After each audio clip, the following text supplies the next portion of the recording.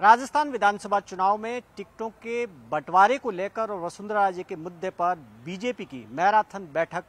जयपुर के अंदर खत्म हो चुकी है। जयपुर होटल ललित के अंदर कल शाम से बैठकों का सिलसिला चल रहा है और एजेंडा सबको पता है कि इस वक्त क्योंकि बीजेपी की पहली सूची जल्दी आने वाली है, लेकिन सबसे ज्यादा फोकस वसुंधरा राजे को लेकर चर्चा थी कि आखिर वसुंधरा राजे का क्या होगा। इस पोस्टर से आप देखिए कि ये जो बीजेपी का जो पोस्टर है, जिसमें एक तरफ अमित शाह एक तरफ जेपी नड्डा है, लेकिन जो बीच में जो तस्वीर है सबसे बड़ी वो वसुंधरा राजे की, उस पर नजरें टिकी हुई है कि आखिर वसुंधरा राजे चाहती क्या है और पार्टी वसुंधरा राजे को लेकर क्या करने वाली है। इन तमाम मसलों को लेकर मीटिंगें लगातार चलती रही। देर रात मीटिंग हुई जिसमें सबसे पहले टिकटों को लेकर एक मैराथन मीटिंग हुई, जिसमें पार्टी के कोर ग्रुप के 15 नेताओं के साथ मीटिंग हुई और उसके बाद में वसुंधरा राजे के साथ में 1-to-1 मीटिंग हुई, जिसमें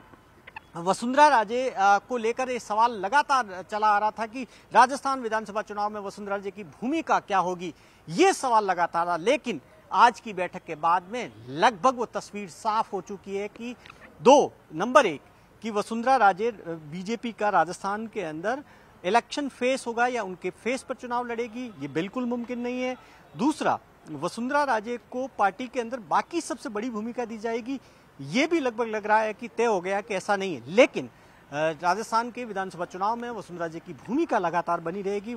जो अमित शाह केंद्रीय गृह मंत्री के साथ में उनकी लगातार तकरीबन आधे घंटे से ज्यादा की 1-to-1 मुलाकात हुई है, जिसके अंदर राजे ने कई मुद्दों को उठाया। खासतौर पर वसुंधरा राजे ने उन मुद्दों को उठाया। उन्होंने कहा कि एक जो उनके समर्थकों को लेकर टिकट का मसला है, क्योंकि ये सवाल लगातार आ रहा है कि बीजेपी एक फॉर्मूले के तहत टिकट का बंटवारा करेगी, तो जाहिर तौर पर इसमें सबसे ज्यादा तलवार लटकती है वसुंधरा राजे के समर्थकों पर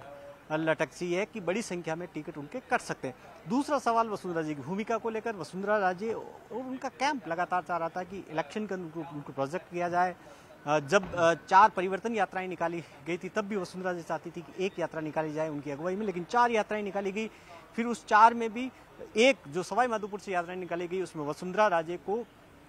उस यात्रा की शुरुआत में मौका दिया गया था, जहाँ 4 अलग अलग जगह से निकाली गई 4 बड़े नेताओं को, लेकिन किसी को भी प्रोजेक्ट ही किया गया। चारों यात्राओं में शुरुआत में वसुंधरा राजे शामिल रही, लेकिन उसके बाद में वो पिछले यात्रा खत्म हुई जब तक वो नदारद रही। अभी इस वक्त की तस्वीरें, अमित शाह निकलने वाले हैं, यहाँ से तस्वीरें देखिए कि बिल्कुल ये कारकेड लग चुका है, तैयारियां लगातार जोरों से चल रही है और किसी भी वक्त अमित शाह निकल सकते हैं। और अभी इस वक्त जो सीपी जोशी है, गजेंद्र सिंह है, उन्होंने मुलाकात की है, मिले हैं और रणनीति को लेकर डिसाइड हुई है। 3-4 जो मुद्दे हैं जिन पर चर्चा हुई है, उसके अंदर खासतौर पर टिकटों का बंटवारा सबसे अहम है। लेकिन वसुंधरा राजे का जो सवाल है सबसे बड़ा बीजेपी के सामने कि आखिर उसका जवाब क्या हो, तो अब मोटे तौर पर यह तस्वीर लगभग साफ होती नजर आ रही है। अब देखिए कि बिल्कुल तैयारी, किसी भी वक्त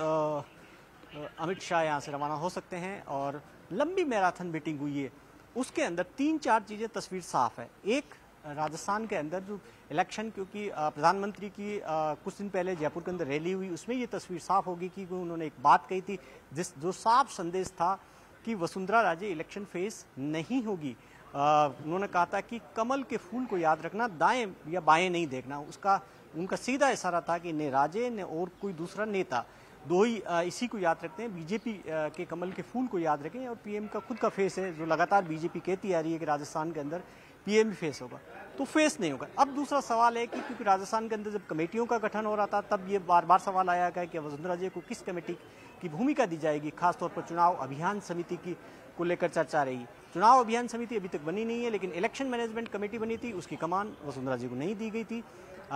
वसुंधरा राजे हालांकि पार्टी की सभी कोर ग्रुप की मीटिंग के अंदर बाकी में शामिल होती गई है, उनसे चर्चा भी करते आ रहे हैं, लेकिन दो बातें लगभग पार्टी की तरफ से अब तक साफ है कि राजस्थान का चुनाव सामूहिक रूप से लड़ा जा रहा है, इसलिए किसी भी नेता को आगे नहीं किया जाएगा। सबको कहा गया है कि वो कैंपेन के अंदर अपना काम करे। दूसरा, टिकट बंटवारे को लेकर 2 नियम साफ कर दिए गए कि जो चुनाव का फॉर्मूला है वो उसके अंदर क्योंकि जो चुनाव सर्वे रिपोर्ट आई है वो इम्पॉर्टेंट है, और दूसरा एक इंटरनल असेसमेंट रिपोर्ट है। ये 2 सबसे बड़े आधार है। अगर इस के अंदर जो नेता फिट होंगे उनको टिकट मिलेंगे, तो जाहिर तौर पर इसमें जो नेताओं के अपने समर्थकों को टिकट दिलाने की कोशिश है उसको झटका लगेगा, क्योंकि वसुंधरा राजे 2 बार की मुख्यमंत्री है तो जाहिर तौर पर उनके समर्थक ज़्यादा है, चाहे वो विधायक हो चाहे दूसरे नेता हो। इस वक्त आप देख सकते हैं कि पीछे लगातार अब यहाँ पर चहल पहल लगातार चल रही है, नेताओं का आने जाने का सिलसिला चल रहा है, तो तैयारियां चल रही है। अब बड़ा सवाल है कि वसुंधरा राजे के पास में आखिर ऑप्शन क्या है। वसुंधरा राजे ने हालांकि कभी भी खुलकर कभी कोई नाराजगी सीधे तौर पर जताई नहीं गई है, लेकिन नाराजगी अपना आप में कई बार जब पार्टी के कार्यक्रमों से एब्सेंट रही है या फिर जब परिवर्तन यात्रा का पूरा फेज चला उसमें शुरुआत के बाद में वो नहीं रही है। और एक सवाल लगातार उनके समर्थक उठाते रहे कि प्रधानमंत्री की जो रैलियां होती है उसमें वसुंधरा राजे शामिल होती है, उनको बुलाया भी जाता, मंच पे पीएम के साथ में वो मंच शेयर करती, लेकिन उनका स्पीच पीएम से पहले कभी नहीं हुआ। और जब जयपुर में कुछ दिन पहले रैली हुई थी तब भी ये सवाल उनके समर्थकों ने उठाया था कि जब नारी शक्ति वंदन विधेयक को लेकर एक रैली थी तो उसमें जाहिर तौर पर उनको मौका मिलना चाहिए था, लेकिन वो भाषण के अंदर, रोड शो के अंदर नहीं थी। लेकिन पार्टी की ओर से लगातार इस मसले पर आप देखिए कि चंद्रशेखर है पार्टी के संगठन मंत्री, और अब ये देखिए कि अब ऐसा लग रहा है कि संघ से जुड़े नेताओं के साथ में भी मीटिंग लगातार हो रही है। तो यहाँ पर जो चर्चा का फॉर्मूला 3-4 लेवल पे अलग अलग तरीके से, एक पार्टी के नेताओं के साथ में, कोर ग्रुप के साथ में, जिन 15 नेताओं के साथ चर्चा की गई थी उनमें जो 15 नेता थे जिसके अंदर जो राजस्थान के इलेक्शन प्रभारी है प्रहलाद जोशी है, राजस्थान के प्रभारी है अरुण सिंह है, इसके अलावा सीपी जोशी, राज्यवर्धन राठौड़, राजेंद्र राठौड़ और तीनों केंद्रीय मंत्री यानी गजेंद्र सिंह, मेघवाल और कैलाश चौधरी, उनके साथ में भी रात को चर्चा की गई है और सीट टू सीट डिस्कस किया गया। जो इलेक्शन को लेकर जो सर्वे रिपोर्ट थी उसको लेकर चर्चा की गई थी